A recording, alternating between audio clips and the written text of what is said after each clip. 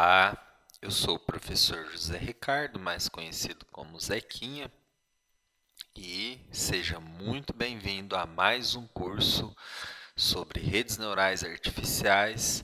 Nesse vídeo em específico, nós vamos abordar a rede Adaline. Bom, nós vamos resolver o mesmo problema que nós resolvemos no último vídeo da rede Perceptron, tá? Só que com uma diferença. No vídeo da rede Perceptron, nós trabalhamos com uma única saída, né? Um único neurônio na camada de saída. Para a rede Adaline, nós também poderíamos fazer dessa forma. Porém, para que você tenha uma aprendizagem mais ampla, né? Nós vamos abordar a possibilidade de termos duas saídas, né? Trabalhando com aquela ideia do on-hot, né? Onde nós temos, né, uma saída igual a 1 e outra igual a menos 1, considerando saídas verdadeiras da função lógica, e a primeira saída menos 1 e a segunda mais 1, considerando valor falso para a função lógica. Novamente, a importação de bibliotecas aparece logo no início do nosso programa. A criação do array para entrada, do array para saída e o armazenamento das dimensões na qual são necessárias, né, para que a gente possa determinar quantas operações os laços irão realizar. A função, a variável de limiar, né, como 0, o alfa, que é a taxa de aprendizagem 0,01, aqui eu estou colocando um valor um pouquinho diferente, porque a rede Adaline trabalha com regra delta generalizada, tá?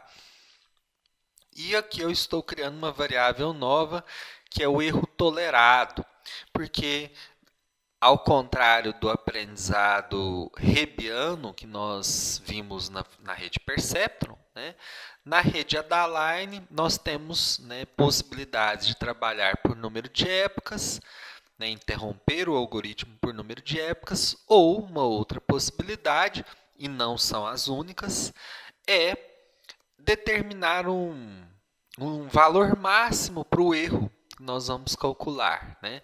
E aí, a partir desse valor máximo, nós interrompemos o laço, né? Interrompemos o algoritmo. Aqui nada muito diferente do que nós já vimos no vídeo da rede Perceptron, né? Criação das variáveis para os pesos, né, gerados aleatoriamente, né, usando a função uniforme da biblioteca random. Aqui, a criação de duas variáveis, né, vetor 1 e vetor 2, que irão armazenar em tempo de treinamento, né, lá na frente, tanto o ciclo quanto o erro. Como é uma while, a gente não sabe a priori quantas operações serão realizadas, então nós iremos, né, criamos esse vetor sem valores porque nós iremos fazer incrementos dinamicamente, né, nesses vetores, ir adicionando elementos dinamicamente. Né, a criação de y e de y, né, saída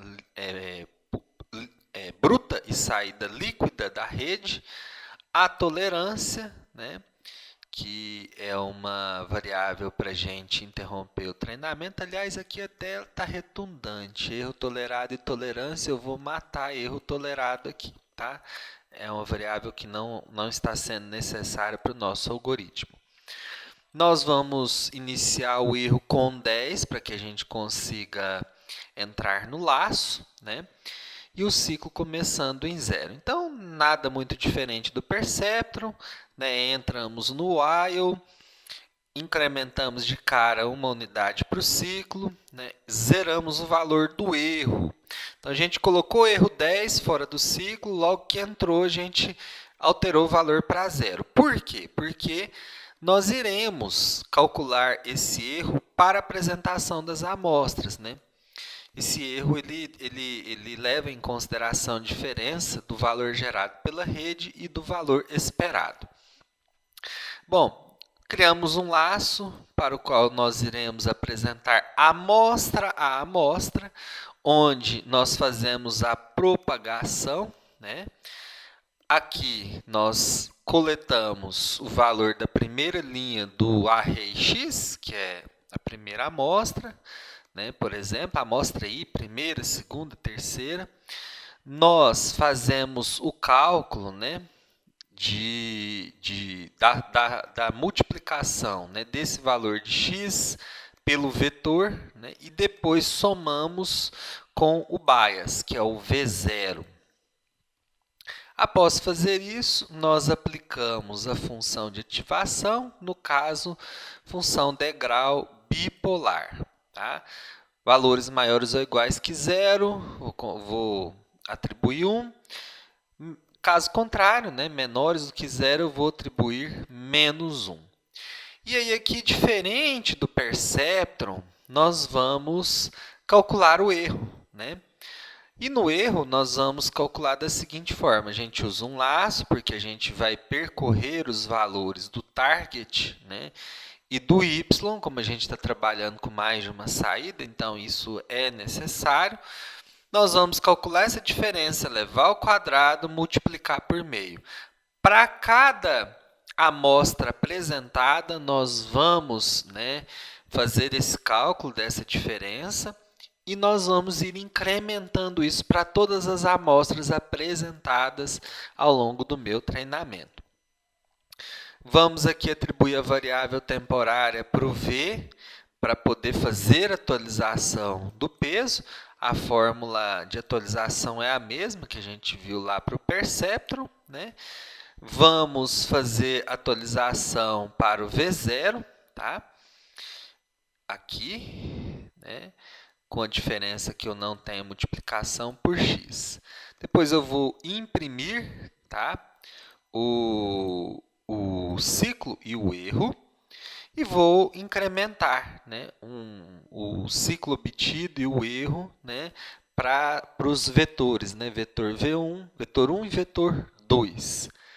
Ao término, eu vou imprimir, né, assim que o algoritmo terminar, né, a hora que sair dessa while, eu vou imprimir o gráfico, né, do erro em função do ciclo. Tá?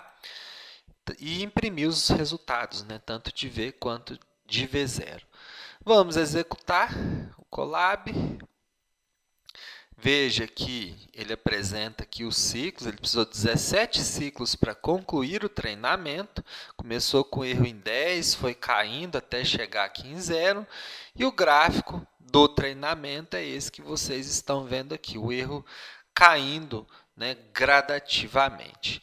Aqui os resultados, né, tanto do vetor V quanto do vetor V0, né, para a minha rede treinada.